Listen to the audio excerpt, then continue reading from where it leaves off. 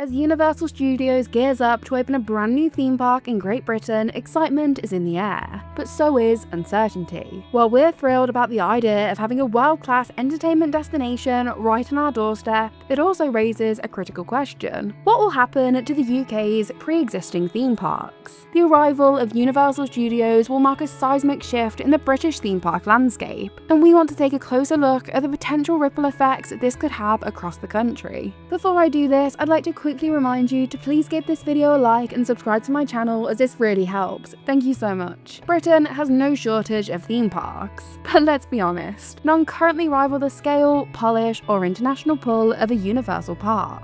Our country's amusement heritage is rich, especially with our old-school seaside parks that have entertained families for generations now. But many of these once thriving attractions have been in decline for years. This downturn isn't just about competition from newer parks, it's rooted in decades of change. The decline of British seaside resorts began as international travel became easier and more affordable, with package holidays whisking people off to Spain, Greece, and beyond. The allure of sunny beaches and guaranteed good weather proved irresistible.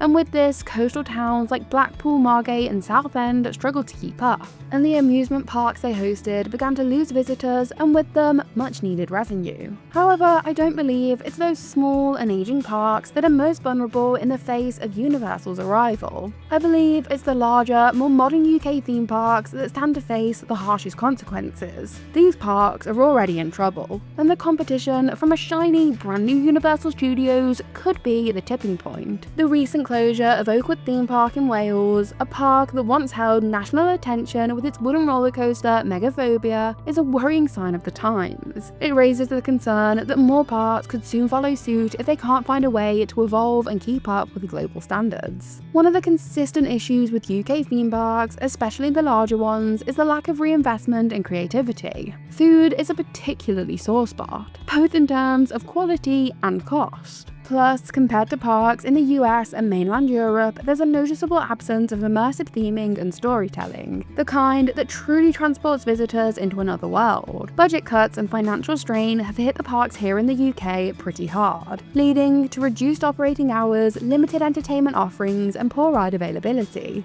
Energy prices are through the roof, making it costly just to keep the lights and of course the rides on. Add to this the lingering effects of the COVID-19 pandemic, inflation, rising interest rates, and the ongoing cost of living crisis, and it's clear that our parks are facing a perfect storm. Blackpool Pleasure Beach, which is the largest park in Britain that's not owned by Merlin Entertainments, has had a rough time in recent years. Their last major addition, Icon, opened back in 2018, and since then they haven't opened any new big rides, although they have spent a lot of money fixing up Valhalla during that period of time. Fans of the park have been complaining about the removal of classic rides and other flat rides, their ticket prices and policies, especially the removal of the free walk-around pass, and the park's operations. But there are some good signs this season at Blackpool Pleasure Beach. They've changed their ticket prices, including introducing cheaper Nickelodeon land-only tickets and adding payment plans. They're also doing a great job with their events when most other parks are cutting back on entertainment. They've also spent a lot of money fixing up parts of the park that looked old and worn out.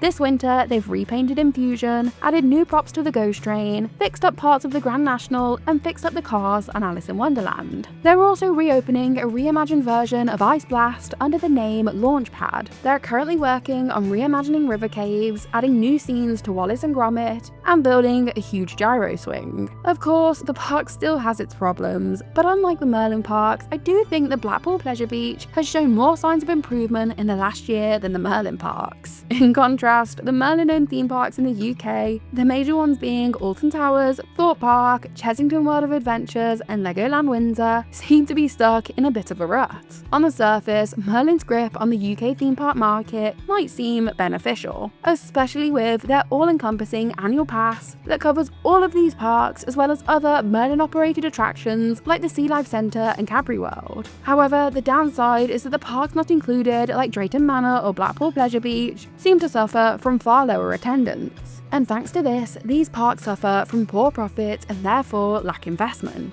Within Merlin's portfolio, there's been a consistent pattern of lackluster additions and scaled-back operations. Food remains overpriced and underwhelming, entertainment offerings have been stripped down, and ride maintenance and opening times are pretty poor. Thorpe Park's new coaster, Hyperia, has been marketed as a major step forward, but while it's a solid ride, its short length and relatively modest theming don't measure up to the top-tier roller coasters being built internationally. Hyperia is a great coaster, but it's just too short to be considered a world-class attraction. At Alton Towers, they've spent money to revive old attractions, retracking Nemesis into Nemesis Reborn, and reimagining Jewel into The Curse. This year, Towers got a new flat ride called Toxicator, but it's just a modern replacement of Ripsaw that sat in the exact same spot for many years, so it's hard to consider brand new. Instead, it just feels like a long overdue replacement. If you don't consider Nemesis Reborn a brand new coaster, which I personally don't, although I do consider it a brand new coaster credit, it's been over 10 years since Alton Towers built a new coaster. This is a huge sign of just how much Merlin has been cutting back on investment in our parks. There was a time when Alton Towers was an industry leader, adding brand new styles of attractions, especially of roller coasters, but this definitely isn't the case anymore. Instead of building world's first coasters, Merlin's approach to new attractions has been pretty gimmicky, largely focusing on IP. Experiences like the Black Mirror Maze, I'm a Celebrity, Get Me Out of Here, and Darren Brown's Ghost Train had flashy concepts but just didn't deliver on long-term success. Gangster Granny is okay for families, but still doesn't measure up to the high standards set by International Parks dark rides. Right now, it's fair to say that our domestic parks are not in a strong position to compete with the caliber of entertainment that Universal Studios is known for. However, there is still hope. Construction hasn't yet begun on Universal's new park in Bedford, and this gives the existing British parks a window of opportunity. If they act fast, if they start seriously reinvesting in new attractions, improving guest experience, and creating more immersive environments, they may just be able to rise to the challenge. The looming arrival of Universal Studios could end up being a much-needed wake-up call for the UK theme park industry. It might just force our pre-existing parks to step up their game, to innovate, to improve the quality of food and service, and to finally prioritise guest experience over short-term profit. If that happens, the entire landscape of British theme parks could be elevated. But if these parks remain stagnant, then Universal might end up becoming not just the new star of the show, but the only show in town. One thing is certain, the future of the UK theme park scene is about to change, and change dramatically. Let's hope this change will be for the better. Thank you so much for watching. Let me know what you think the future holds for the UK theme park landscape. Also, please like, subscribe, and check out the links in my description and some of my other videos. My last video covers all the details we currently know about Universal Studios Great Britain, as well as a bit of speculation, so give that a watch if you want to learn more.